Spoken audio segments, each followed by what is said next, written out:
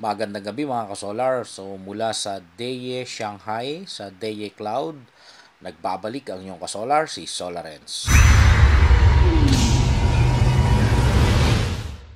So ito ang first stop natin dito sa DEYE Shanghai at may product presentation sila dito and of course yung dinner later.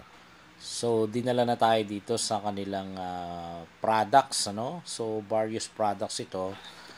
Heto nga at bukod doon sa string inverter, ayan, nasa taas din yung mga microgrid. So MI tawag dyan, microinverter. So maliliit lang pero nakakatulong yan, ano, para doon sa pag-harvest at pag-charge ng battery kung isusupply mo doon sa hybrid para sa AC coupling. So ito naman mga pang 3 phase, malalaki itong mga setup na ito. Ayan, at string inverter din ang tawag dyan. Kaya nga lang 3 phase, mayroong variety na 40 kilowatts, 45 kilowatts, 50 kilowatts. At MPPT trackers niyan ay 4.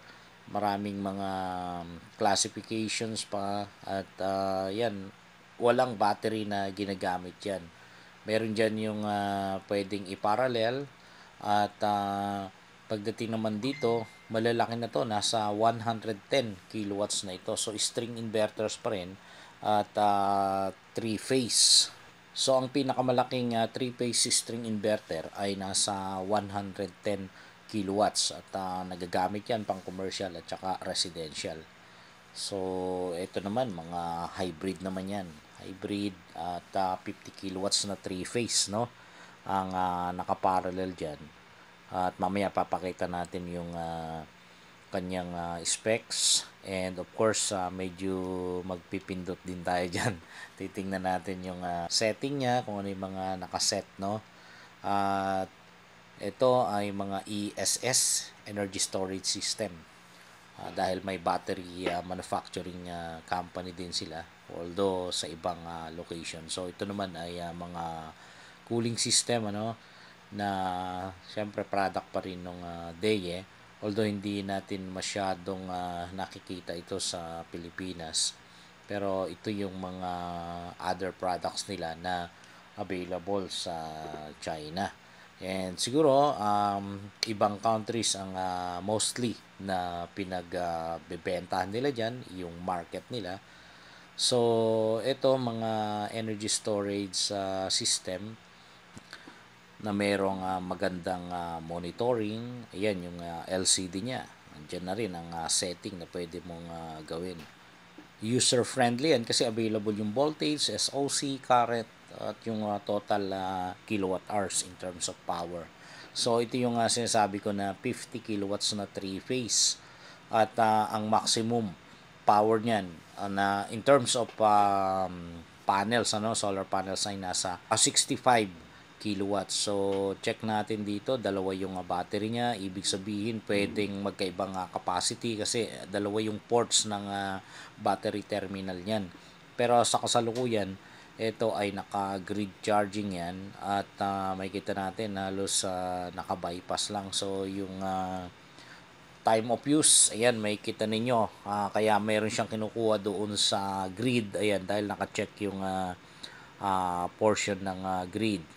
So ito naman yung sa solar panels niya na maganda kasi makikita mo yung nang magkakahiwalay yung voltage, amperes and wattage. So for MPPT yon. Ito yung sinasabi kong battery na pwede kang maglagay ng magkaibang capacity. Ibig sabihin ibang amperahe ng battery 1, ibang amperahe din ng battery 2. So dito sa kanyang data, ayan, makikita natin na yung battery type niya, ang minimum niya para umandar yan, battery input voltage 160 volts DC hanggang 800 volts DC. So high voltage ang tawag dyan, no? 3 phase na 50 kilowatts pero high voltage. Hindi yan yung kagaya ng 51.2 kasi ang tawag doon ay low voltage. So check natin yung battery. Ayan, may kita nyo, baba lang ng charge and discharge. Ayan, naka 200 amperes lang.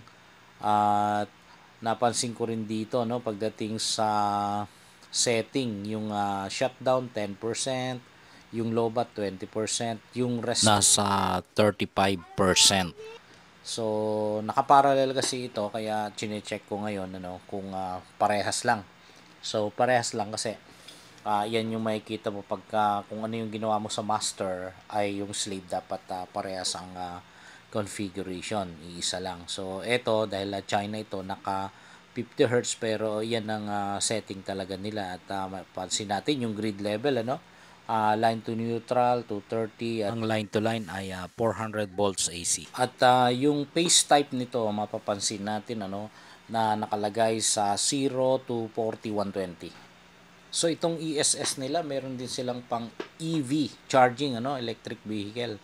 Medyo malaki-laking setup ito kasi nasa minimum niyan ay 120 kilowatt hours. So ito yung showroom, showroom nila sa Deye, Shanghai. At andyan na nga, yung nasabi ko, napakarami ng products nila diyan. Pero yung talagang pinakamalalaki yung sa battery, especially battery na pang EV charging. Meron dito medyo maliit lang. So merong gusto ritong magpa-shoutout, ayan, from Bohol. Ayan sila si Rex and Carlos. So shout out sa inyo mga kasama natin dyan sa Deye China Factory BC. So magdi-dinner muna tayo, akit tayo sa taas. Wow, nice, very nice. Thank you. Thank you.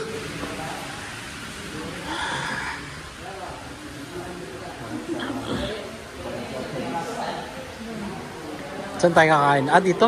May video ko pa tayo mamaya. Nagkakanta tayo? Oo, tanongin natin kay... Ayos yan! So, ito ang dinner namin dito. Ayan umiikot na umiikot yung table. Ayan. So, ayos. Kainan tayo. Very nice.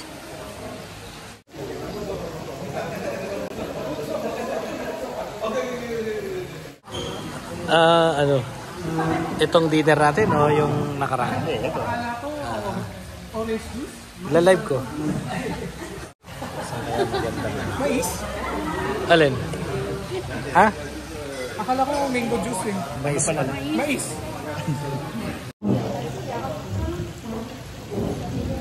Parang nakakali ako kumain dito. Parang palasyo. Palasyo ang dating Parang palasyo. Parang lasate.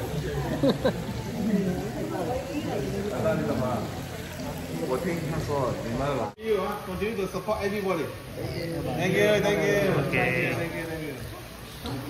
Ubus means shot, tagay, kampe.